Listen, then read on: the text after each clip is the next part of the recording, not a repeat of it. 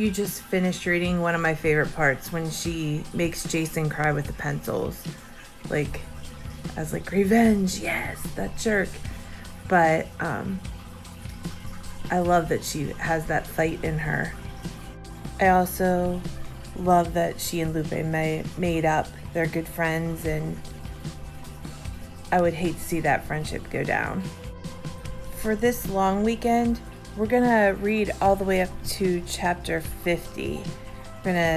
Since you have Monday off and the school year's coming to a close, we're gonna read up to chapter 50, starting with chapter 41.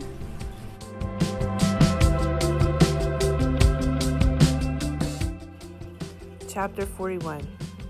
The only thing that could make my day more beautiful was the chance of Lupe forgiving me. I watched as she read my letter, and a smile bloomed across her face. So you'll do it? You'll enter the essay contest? I asked her. Lupe chuckled. Oh no. If you want to win a motel, you're going to have to win it yourself, she said. But I will help you with your grammar. I threw my arms around her. And I'm sorry about what I said about you and Jason. You guys are not the same at all, Lupe said into my hair. I skipped all the way home that day, riding the wave of hope and promise, a glorious wave so strong and powerful, I thought it would never end. But then I turned onto Coast Boulevard. Everything came crashing down. My mother was lying by the side of the road. Blood, a thick, gooey red, gushed down the side of her face. Mom, I screamed. With her shivering hands, she touched her stomach, then turned at her fingertips, blinking in disbelief as she registered the color. Shaking, she told me what happened. While I was at school, some people came and tried to break into the office. They were after the cash register. My mom had heard them and rushed downstairs. The first kick to my mom's stomach landed with a thud. She'd screamed in pain and fallen to the ground. My father was in the laundry room and couldn't hear her over the roar of the washing machine. But Hank heard the scream. He came running out of his room just as the second kick landed to my mother's head. Oh, Mom, I hugged her and cried. Her lips were cut open and she could barely talk. They took off running when they saw Hank, she cried. But Hank ran after them. I'd never seen him so angry. He's still out there. Suddenly, I heard my dad's voice. Mia, my father called. I looked over at him. He was standing by the laundry room, carrying an armful of towels. When he saw my mother on the ground, the towels fell from his hands. He ran toward us. The pain that whipped across his face when he got up close and saw my mom was indescribable. He collapsed on the ground next to her, his voice shaking as he told her it was going to be okay. I carefully helped my mom up from the curb and brought her into the manager's quarters.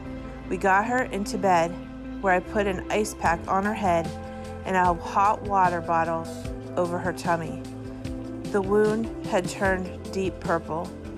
Whenever I lifted the blanket to look, my mom grimaced. My dad paced the living room. It should have been me, not you, he said. It should have been me. I'm fine, my mom insisted, trying to sit up straighter, only to collapse back down because it was too painful.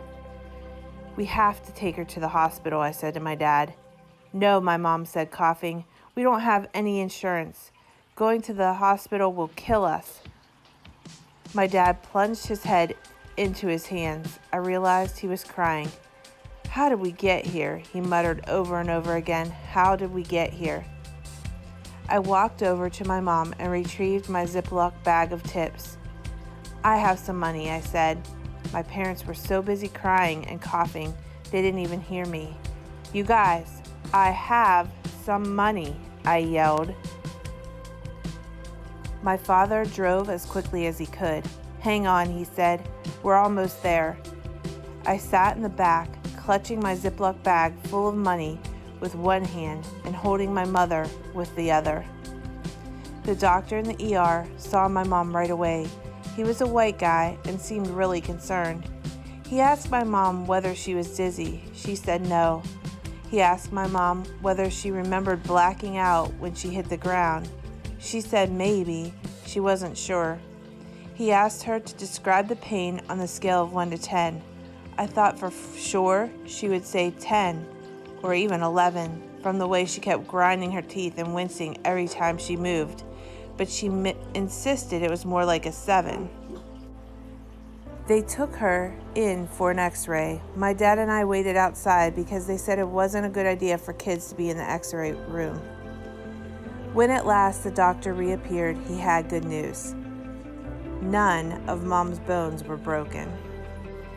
She had a mild concussion, and the doctor gave her painkillers and bandages for the bleeding, which thankfully was just on the outside, not the inside. "Make sure she takes it easy for the next few days," he said. "Use an ice pack for 10 to 20 minutes at a time.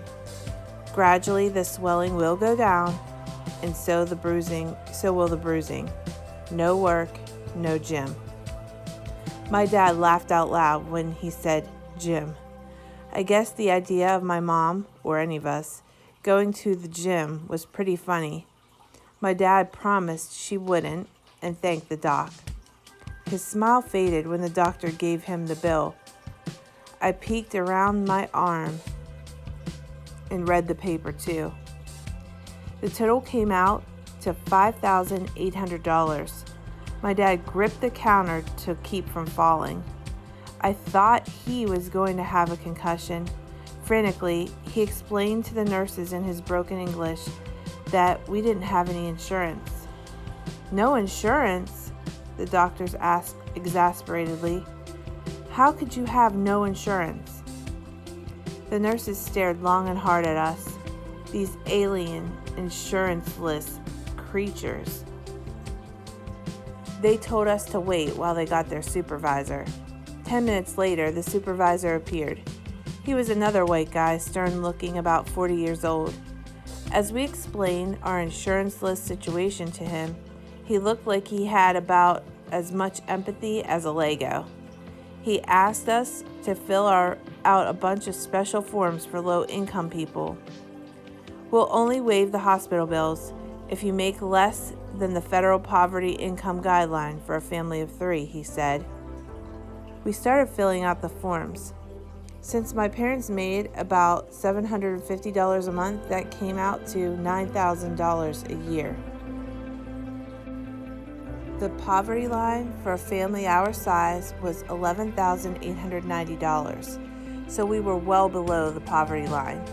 But the form also asked us how much we paid in rent. We put down 0 because technically we got free board living in the manager's quarters.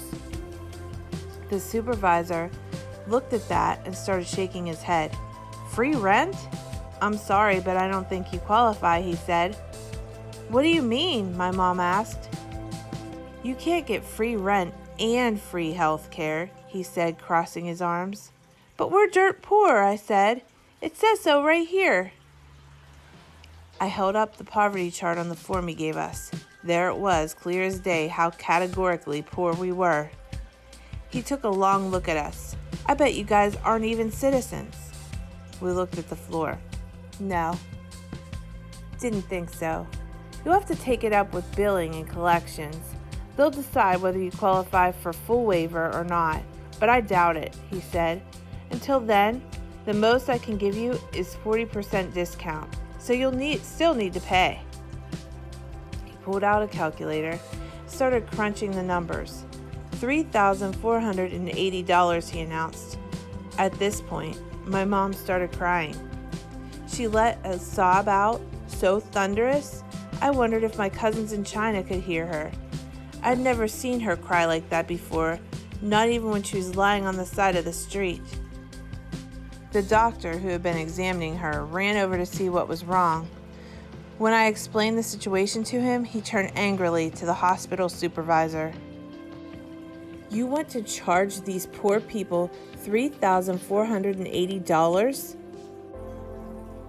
Can't you see they just got the crap beat out of them?" he asked the supervisor, almost yelling.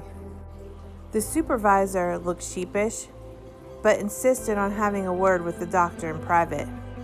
We held our breaths as the two of them walked into a room and closed the door. We could see them arguing through the glass window. The doctor's arms kept flying and the supervisor's head kept shaking. When they came out, my father held my hand so tight it hurt. The supervisor spoke first. "We've decided, in light of the circumstances," he started to say. "We're going to waive the fees," the doctor blurted out. "Really?" my mom asked. She peered at the doctor with her big, brown, bruised eyes. "Really," the doctor said. I threw my arms around him. My mother collapsed into my dad. The supervisor cleared his throat. "There's still a basic hospital fee of $150 you'll need to pay," he said. I held up my Ziploc bag full of dollar bills and quarters. "I've got that right here." I'd be lying if I said it didn't hurt handing over my Ziploc bag. All those nights I stayed up secretly counting the money with a flashlight, the adrenaline and excitement coursing through me. In a flash, it was all gone. But another part of me felt tremendously proud to be able to pay for our first visit to the doctor in this country with money I'd earned all by myself. When we got home, my dad and I helped my mom into my bed. We thought it would be a good idea for her to sleep there for a while so that she wouldn't be jolted awake at night by the sound of the front desk buzzer. "How come you didn't tell us you had all that money?" my mom asked. I shrugged. "Well, thank you, honey," my mom said. She put her arms around me and hugged me tight. "Thank you for spending it on your old mom." My dad came in and set down the tea, bathing the room in jasmine. "Get some sleep," my dad said to my mom, kissing the top of her head. My mom reached for my dad's hand. "Hey," my mom said to my dad, "thanks for taking me to the hospital." My dad turned away from her. "What's wrong?" my mom asked him. He shook his head. He had great big teardrops in his eyes. "What is it?" my mother asked softly. "I promised when I married you that I'd take care of you," he said in a small voice, "and I've failed you." I sucked in a breath. I looked over at my mom, who sat there calmly, a hand draped casually over her wound. "Quit feeling so sorry for yourself," my mom said to my dad. "I'll decide when you've failed me. You're not even close." In that moment, I realized how deep my parents' love for each other was. It was deeper than anything Mr. Yao or America could throw at them. My dad chuckled and kissed my mom's bruised lips. "What did I ever do to deserve you?" he asked. That night, I did not go to sleep. I stayed up late waiting for Hank to come home and writing a letter to the doctor who helped my mom. "Dear doctor, thank you for helping my mom. She's sleeping now. She asked before she fell asleep if there was any more stinky tofu in the cupboard, so I think she's going to be okay. You're the first doctor we've ever seen in America. To be honest, I was always a little scared of you. My parents said we should never, ever see you unless we were seriously about to die, and even then, we should think about it. That's because you're really expensive. I always thought that made you kind of mean, but tonight I learned you're not mean at all. In fact, you're very kind. Thank you for not charging my mom all that money. Thank you for showing us it's not just every man for himself in America. I hope to one day be able to repay you. Until then, I hope you'll accept this letter and this picture of a tree that I drew you. The tree represents my mom, and the leaves represent all the new hope you've given her that people in America are kind. Sincerely, Mia Tang. All night I worked on the tree, making little V's for branches and twigs just as Lupe had taught me. I then drew leaves, hundreds and hundreds of little leaves, not rushing this time because the doctor did not rush with my mom. He took his time. It was 3 a.m. when I finally finished. Hank still wasn't home. From the lumpy living room sofa, I peered out the window at the dark, eerie streets. I wondered what happened to him. Did he find those people? Did he hurt them? The worry festered in me until morning, when I couldn't stand it any longer and told my dad we had to go do something, go to the police, start searching the streets. Just as we were about to head out, Hank came limping back, wearing the same clothes as yesterday, his hair a disheveled mess. "What happened?" I asked him. Hank sighed. "You want the good news or the bad news?" he said. Chapter 42. The good news was the punks got arrested, Hank told us. My mom put a hand over her chest and sighed with relief. The bad news is, so did I, Hank muttered. What? I lunged forward. That's terrible. Hank chased the guys who beat up my mom 5 blocks. As he was running, Hank picked up a rock and threw it at them. The rock landed on the guy's head, and they got into a huge fight. A cop parked across the street saw what happened and immediately jumped out of his car and arrested them all. Hank was charged with assault with a deadly weapon and had to spend the night in jail. My mom covered her mouth with her hands. "Oh my God, I'm so sorry," my mom said. "Where are the other guys?" I asked. "They're still in jail, but I took the plea, and at least now I'm out," he said. My mom reached over and put her hand on top of Hank's. "Oh, Hank," my mom said. Hank looked at her. "What about you? You okay?" he asked. "What'd the doctor say?" "He said I'll be fine. It's just a concussion," my mom told him. "What about the bleeding?" he asked. "It's only on the outside," my mom said, touching her bandage with her hand. Hank nodded, relieved to hear. "Good," he said. "Now, if you'll excuse me, I gotta go to my room and pack." "What for?" I asked. "I can't stay here rent-free anymore," he said. "I spent the night in jail, remember? I've broken my 30 days. "By 1 day," I exclaimed. "Still," Hank said, "rules are rules." "Mr. Yao's not going to know." Hank looked at the floor. "When I was in jail, they put 2 and 2 together. They remembered me from the car theft case, so they pulled up Mr. Yao and told him I was in jail." He said with a sigh, "He knows." Hank lifted his eyes to mine. "Take care of your mom, kiddo," he said. A lump formed in my throat, seeing him standing there empty-handed with no money, no place to live, and nowhere to go. "You can't leave," I said. I looked at my parents. "Mia's right," my dad said. "We have to do something." Read chapters 43 through 49. Stop when you finish page 208.